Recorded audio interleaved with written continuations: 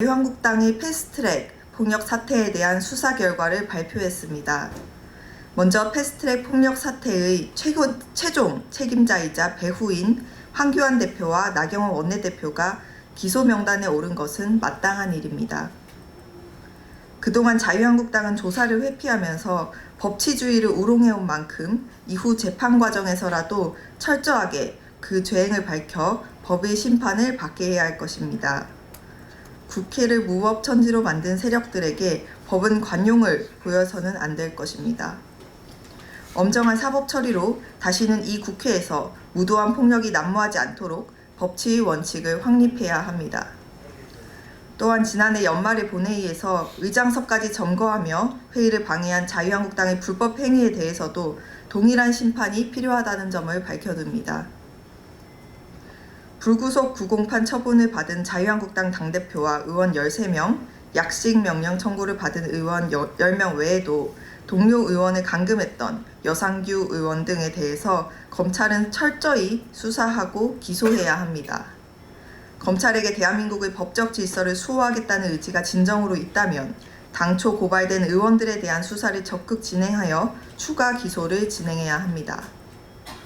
모든 책임자들에게 한 점 의혹이 남지 않도록 철저히 책임을 묻길 촉구합니다. 다만 이번에 민주당 의원 5명을 기소 명단에 포함한 것은 무리한 기계적 균형 맞추기가 아닌지 의심스럽습니다. 검찰이 기계적 평등의 논리를 앞세워 민주당 의원과 당직자를 기소 대상에 대거 포함시킨 데 대해 경악하지 않을 수 없습니다. 민주당 의원들에 대해서는 국회법 위반이 아니라 폭행 그 자체를 문제 삼아 기소 대상에 포함시킴으로써 똑같이 범죄자 취급을 하였습니다.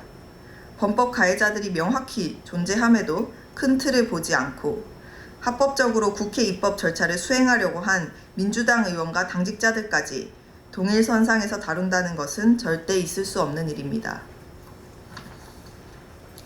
여전히 검찰이 법의 본질을 구현하려는 것이 아니라 표면적인 현상만 살펴보다가 검찰 스스로의 체면만 차리는 결정을 한 것 아닌지 우려됩니다.